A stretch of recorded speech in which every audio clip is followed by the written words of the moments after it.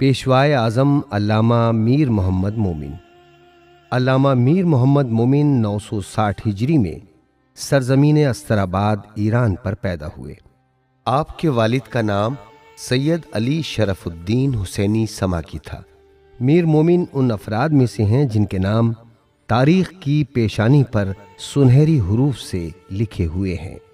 آپ کی تعلیم و تربیت اعلیٰ معیار پر ہوئی۔ ان کا خاندان اخلاق، سیرت، کردار، علم اور فن میں مشہور تھا۔ آپ کے ماموں ایک متقی اور پرہیزگار انسان تھے، لہذا آپ نے ان کی خدمت میں رہ کر اخلاق اور تزکیہ نفس حاصل کیا، اور دوسرے اساتذہ مثلاً نور الدین موسوی شبستری، نور الدین سید علی شستری، شمس الدین اور سید محمد سے فلکیات، نجوم، حیات، تفسیر، فقہ، کلام اور حدیث کا علم حاصل کیا۔ میر مومن کے زمانے میں شاہ تیماز نامی بادشاہ تھا، جس کی وفات کے بعد اس کا بڑا بیٹا سلطان حیدر مرزا اپنے والد کا جانشین بنا۔ محل کے وہ افراد اور نگہبان جو سلطان حیدر مرزا کے بھائی شاہ اسماعیل کے طرفدار تھے، ان کو سلطان حیدر مرزا کی جانشینی ناگوار گزری، لہٰذا ابھی صرف ایک ہی دن گزرا تھا کہ ان لوگوں نے سلطان حیدر مرزا کو قتل کر دیا اور اس کی جگہ پر شاہ تیماز کے دوسرے بیٹے شاہ اسماعیل کو تخت پر بٹھا دیا۔ لہذا شاہ اسماعیل کی تخت نشینی اور ملک کے سیاسی حالات کی بنا پر علامہ میر محمد مومن سن 986 ہجری میں قزوین کے راستے عراق و عرب حج و زیارات کے لیے چل دیے، اور زیارات سے فراغت کے بعد ہندوستان کا رخ کیا۔ سن 989 ہجری کے اوائل محرم میں دکن آئے۔ اس وقت محمد قلی قطب شاہ نظام شاہی کی مدد اور عادل شاہی سے جنگ کر رہا تھا۔ آپ شہر میں آئے تو عقیدت مند حضرات نے آپ کا خیر مقدم کیا، اور علامہ نے دروس کا سلسلہ شروع کر دیا۔ جب ان کی خوش اخلاقی، ذہانت، حاضر جوابی اور حکمت و دانش کا چرچا ہوا تو ان سے بادشاہ نے بھی ملاقات کی اور ان کی شخصیت سے متاثر ہوا، لیکن اپنے زہد و تقدس کی بنا پر حکومت کے معاملات سے دور رہے۔ 4-5 سال میں عوام و حکومت بہت زیادہ معتقد ہو گئی۔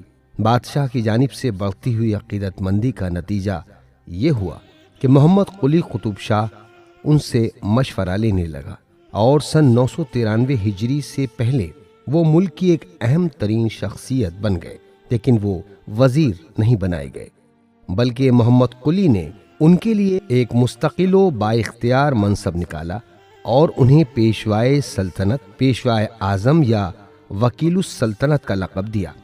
غرض منصب شاہی کے بعد سب سے بڑا منصب پیشوائے اعظم قرار پایا، گویا پیشوا کو حاکم شرع مانا گیا۔ پیشوائے اعظم نے حکومت میں داخل ہوتے ہی اسلامی عقائد و احکام کی ترویج شروع کر دی، تہذیب و تمدن میں اسلامی ایام کو اہمیت دی، عید میلاد النبی، عید غدیر اور ایام اضحیٰ کا اہتمام کیا، امام باڑوں کی تعمیر کرائی، اور سن 1001 ہجری میں پہلی مرتبہ علم مبارک نصب کیا جو اب تک جلوس کے ساتھ اٹھتا ہے۔ آپ نے حیدرآباد میں اسلامی تعلیمات کو رائج کیا تو ہندو بھی اس میں دلچسپی لینے لگے، گویا اس طرح میر محمد مومن نے سنی شیعہ اور ہندو مسلمان کے درمیان اتحاد پیدا کیا۔ آپ نے عوام کی فلاح و بہبود کے لیے حیدرآباد میں بہت راہ ہموار کی، کئی گاؤں خریدے، مسجدیں اور تالاب بنوائے۔ آپ کی تجویز پر 4 مینار نامی ایک دروازہ بنایا گیا، جس کی بالائی منزل پر مسجد، مدرسہ، خانقاہ اور بہت بڑا حوض تھا۔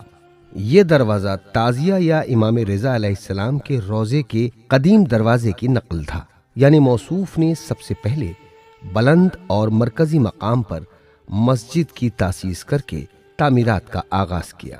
اس دور اندیشی کا فائدہ یہ ہوا کہ زوال حکومت کے بعد تمام عمارتوں پر زوال آیا، مگر 4 مینار اب تک قائم ہے اور قطب شاہی حکومت کی اسلام دوستی کا اعلان کر رہا ہے۔ اس کے علاوہ آپ نے ایک بڑا رقبہ خرید کر قبرستان کے لیے وقف کر دیا جس میں آپ نے خاک کربلا مخلوط کی تھی، جو دائرہ میر مومن کے نام سے اب تک باقی ہے، اور یہ ان کی باقی رہنے والی ایک اہم یادگار ہے۔ میر محمد مومن ایک ایسی جامع شخصیت کے حامل تھے کہ ان کی دینی حیثیت اور سیاسی سوجھ بوجھ پر اب تک کوئی انگشت نمائی نہیں کی جا سکی۔ شروع سے آخر تک تواضع، شفقت اور پرہیزگاری کا نمونہ رہے۔ نہ علم پر مغرور تھے، نہ منصب شاہی پر متکبر۔ رعایا کی فلاح و بہبود، اہل حاجت کی دستگیری، مسافروں کی پذیرائی، ایران توران کے علماء و فضلاء اور اہل جوہر پر بارش کرم، ملازمت کا انتظام، ان کی ترقی کی خواہش اور عزت افزائی کا خیال رکھنا، حرمین و اتباط عالیات، حجاز و عراق و ایران کے روزوں اور وہاں کے اکابر علماء کے لیے سالانہ امداد اور وظائف کا اہتمام کرتے رہے۔ علم و فضل، دولت اور ریاست کے ساتھ ساتھ اہم ترین بات یہ تھی کہ آپ صاحب کشف و کرامات بھی تھے۔ پیشوائے اعظم، عالم بعمل، صاحب ریاضت و روحانیت بھی تھے۔ علم رمل میں مہارت تھی۔ عظیم الشان جلوہ خانے کا حیرت انگیز دروازہ، جسے کمانِ سحر باطل کہا جاتا ہے، وہ بھی پیشوا کی رہنمائی کا نتیجہ تھا۔ اس دروازے کے سامنے پتھر کا ایک ستون تھا، جس پر ایسی دعائیں اور نقش تھے جن کے اثر سے ہر شخص کے غلط منصوبے اور اذیت رسانی کے ارادے باطل ہو جاتے تھے، اور بادشاہ ہر آسیب سے محفوظ رہتا تھا۔ یہ ستون اس قدر مفید ہوا کہ لوگ اس سے مس ہو کر صحت یاب ہونے لگے۔ ایک مدت بعد شہر کے طبیبوں نے رات کے وقت اس پتھر کو اکھاڑ کر کنویں میں ڈال دیا۔